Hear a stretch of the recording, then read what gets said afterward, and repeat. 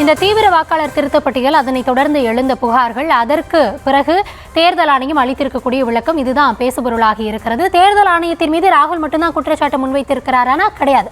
முன்னாள் மத்திய அமைச்சர் அனுராக் தாக்கூர் அவர்களும் வயநாடு உள்ளிட்ட எதிர்க்கட்சிகள் வெற்றி பெற்ற தொகுதிகளில் வாக்காளர் பட்டியலில் முறைகேடு நடந்தது அப்படின்ற குற்றச்சாட்டை அவருமே முன்வைத்திருந்தார். இந்த நிலையில் அவரிடம் ஆணையம் இதே போன்ற அணுகுமுறையை கையாண்டதா அப்படின்ற ஒரு கேள்வியும் ஒருபுறம் எழுகிறது. இந்த தருணத்தில் நக்கீரன் பிரகாஷ் அவர்கள் பத்திரிகையாளர் நம்முடைய இணைந்திருக்கிறார். அவரிடம் பேசலாம். சார் வணக்கம். இணைப்புல வந்ததுக்கு முதல்ல நன்றி. தேர்தல் ஆணையத்தின் விளக்கம், இதனைத் தொடர்ந்து கேள்விகளை முன்வைக்கும் பொழுது பாஜக தரப்புல இருந்து தேர்தல் ஆணையம் நியாயமான விளக்கத்தை தானே கொடுத்திருக்காங்க. திரு ராகுல் அவர்கள் கிட்ட சாட்சியம் இருக்கிறது அப்படின்னா அவர் அஃபிடவிட் சைன் பண்ணி அதை ப்ரூவ் பண்ண வேண்டியதானே, இல்லைனா 7 நாட்களுக்குள்ள அவர் மன்னிப்பு கேட்கணும் அப்படின்ற வாதத்தை தேர்தல் ஆணையம் நேற்று என்ன சொன்னதோ அதே ஒரு வாதத்தை பாஜகவும் முன்வைக்கிறது. இதை எப்படி நம்ம புரிந்து கொள்ளலாம்?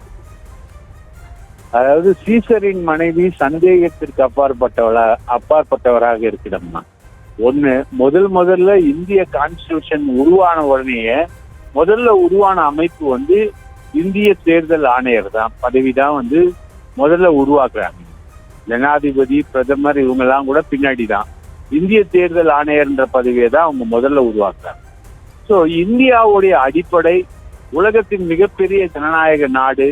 இது எல்லாமே யாரை நம்பி இருக்குன்னா இந்திய தேர்தல் கமிஷனை நம்பி இருக்கு. இப்போ ராகுல் காந்தி அதோட குற்றச்சாட்டை சொல்றாரு. பத்திரிகையாளர்கள் போய் பாக்குறாங்க, இந்தியா டுடே பத்திரிகை போய் பாக்குறாங்க.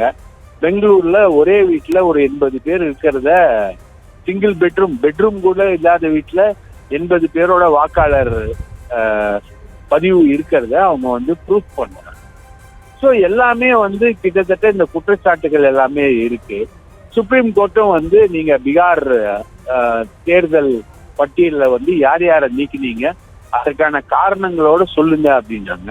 இவங்க சுப்ரீம் கோர்ட்லயும் என்ன சொன்னாங்க, நாங்க பீகார்ல மறுபரிசீலனை செய்யப்பட்ட பட்டியலை தாக்கல் பண்ண முடியாதுன்னு தேர்தல் ஆணையம் சொன்னாங்க. ஸோ பீகார்ல நீங்க தாக்கல் பண்ணுங்கன்னு சொல்றவங்க யாரு? இந்திய உச்ச நீதிமன்றம் சொல்லுது. ஸோ ராகுல் காந்தி சொன்னதுல பிரைமா ஃபசி இருக்குன்றத இந்திய உச்ச நீதிமன்றமே ஏற்றுக்கொண்டிருக்கு. ராகுல் காந்தி பிரமாணம் எடுத்த ஒரு பாராளுமன்ற உறுப்பினர். அவரை மறுபடியும் நீங்க பிரமாண பத்திரம் தாக்கல் பண்ணுங்க அப்படின்னு சொல்றது எந்த விதத்துல சரி?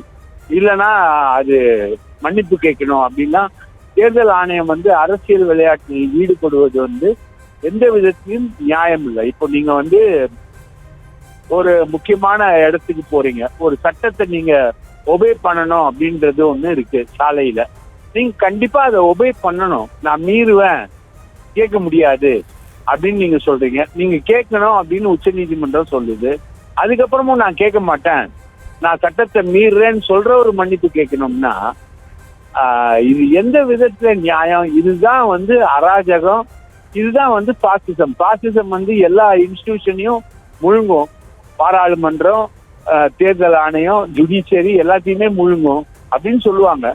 இப்போ தேர்தல் ஆணையம் விஷயத்துல இவங்க முழுக்க தேர்தல் ஆணையத்தை பாஜக தன்னுடைய நலன்களுக்காக கையாளுது அப்படின்றது வெளிப்படையா தெரியுது. இதை கண்டுபிடிக்கிறதுக்கு எதிர்கட்சிகளுக்கு 11 வருஷம் ஆச்சு.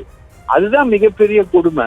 11 வருஷம் கழிச்சு இதை கண்டுபிடிச்சு சொல்லும் போது அதை அராஜகத்தோட அதை மறுக்கிறது என்பது ஆணவத்தையும் அந்த ஜனநாயக விரோத போக்கையும் நம்ம காட்டுது. மேடம் நன்றி சார். இணைப்பில் உங்கள் தரப்பு பார்வையை பகிர்ந்தமைக்கு மிக நன்றி. தேங்க்யூ. எஸ்ஐஆர் விவகாரம் பூதாகரமானதை அடுத்து தேர்தல் ஆணையம் நேற்றைய தினம் செய்தியாளர்களை சந்தித்து சில விளக்கங்களை அளித்திருந்தது. ஆனால் அந்த விளக்கங்கள் பாஜகவின் பதிலை போல இருக்கிறது, குற்றம் சாட்டுபவர்களையும் மிரட்டும் துணியில் இருக்கிறது போன்ற வாதங்கள் முன்வைக்கப்பட்டிருந்தது. இருந்தாலும் தேர்தல் ஆணையத்தின் விளக்கத்திற்கு பிறகும் விடை தெரியாத பல கேள்விகள் நீடிக்கிறது அப்படின்றது எதிர்த்தரப்பு வாதமாக இன்னும் நில்கிறது. அது தொடர்பான செய்தியை தற்பொழுது நம்ம விவாதித்தோம். பல்வேறு செய்திகளை பார்க்கலாம்.